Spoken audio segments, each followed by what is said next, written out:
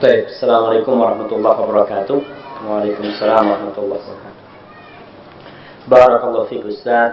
Mana yang harus didahulukan dan anak pilih? Tetap bekerja di luar kota, jauh dari orang tua, atau kembali kerja di kampung halaman dan berkumpul bersama ibu dan keluarga.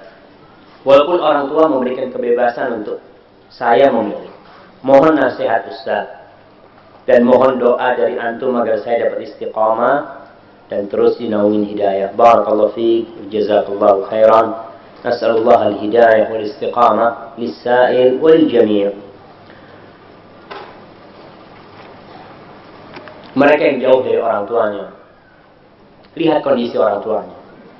Kalau orang tuanya membutuhkan keberadaan dia, pulang.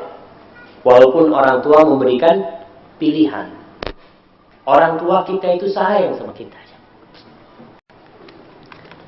Apa yang kita minta nggak pernah dia tolak. Kita minta izin ini, dia katakan terserah nak, nggak apa-apa kau nak, kau mau keluar kota, kau mau terbising nggak apa-apa. Karena dia yang jadi harapan dia kebahagiaan kita.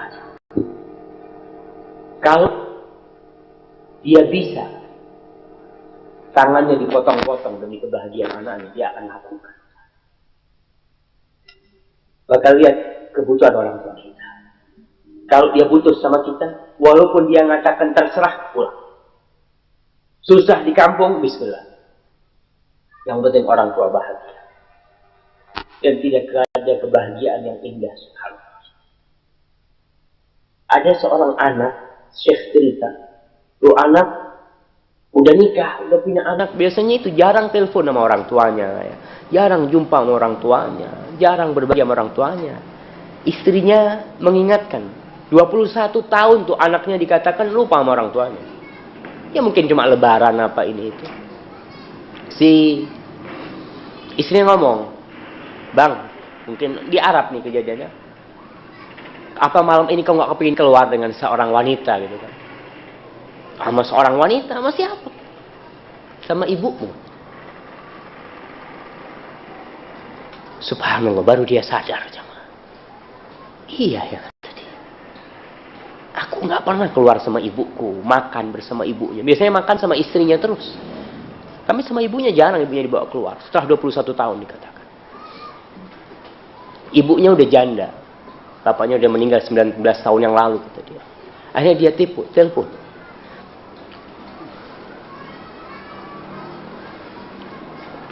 Dia katakan, Umi, anak kepingin makan sama Umi malam ini. Kita keluar Umi cari makan, kata dia. Bener kamu mau ngajak Umi, kata dia. Uminya tanya, kok nggak apa-apa kan, nggak ada masalah kan? Anak-anakmu gimana? Istrimu kan, nggak apa-apa Umi. Karena bingung, kok aneh gitu. Anaknya ngajak ibunya makan bersama. Yang biasa diajak siapa? Istrinya. Tapi ibunya hampir nggak pernah diajak makan bersama di warung yang enak gitu ya. Subhanallah. Iya Mi, nanti anak jemput, kata dia habis isya. Subhanallah. Anaknya datang, ibunya sudah di depan pintu ya. Si anak mau telepon sudah melihat ibunya di depan pintu. Akhirnya ibunya masuk ke mobil. Dilihatin tuh anaknya.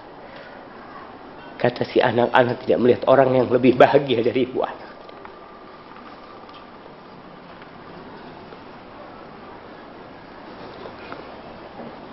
Si ibu ngomong, wahai anakku, tadi, enggak ada satu orang pun di kampung ini kecuali tahu aku mau keluar sama engkau.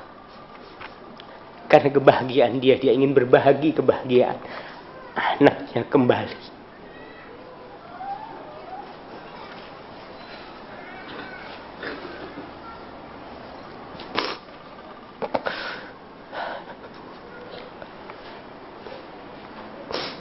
Anak yang 21 tahun tidak ingat semua orang tuanya kembali hidup. Dia datang ke orang tuanya. Dia datang. Masya Allah. Masuk nih ke rumah makan. Dikasih menu. Ibunya cuma ngeliat menu itu. Sambil ngeliat ke anaknya ketawa. Lupa anaknya kalau ibunya sudah nggak bisa baca. Udah harus pakai kacamata ibunya. Terus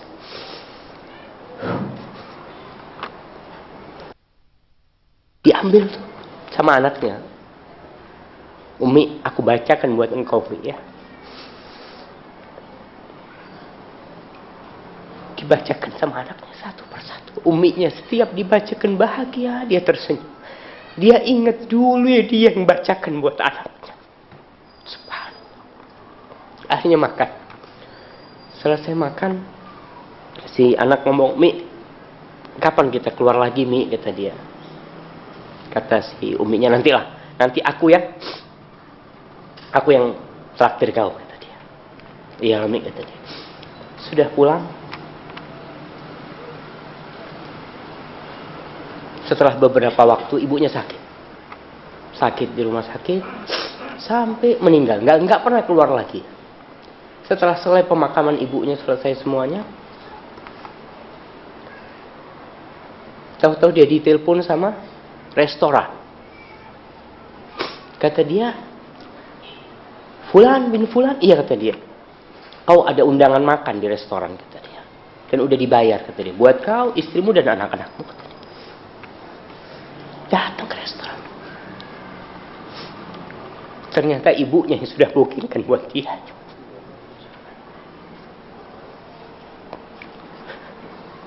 Ibu kita itu nggak pernah lupa sama kita.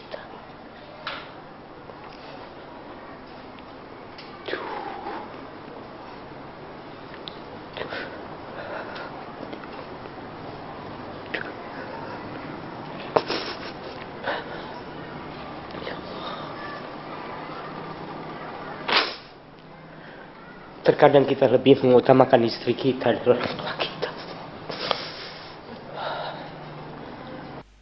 Ada kisah yang anak ingat seorang di tanah Arab sana lah. Suami istri nih berangkat ke tuku emas. Ibunya si suami ikut, gendong anaknya, gendong cucunya. Akhirnya si suami sama istrinya ya, begitu romantisnya sama istrinya, dia suruh, kau pilih istriku, kata dia, ini itu macam-macam. Kemudian setelah selesai mau bayar, hitung-hitungan, heran si suaminya ini, loh ini kok nggak kayak tadi yang kau katakan, kok ada lebihnya? Oh iya, itu wanita tua tadi itu ngambil cincin, kata dia.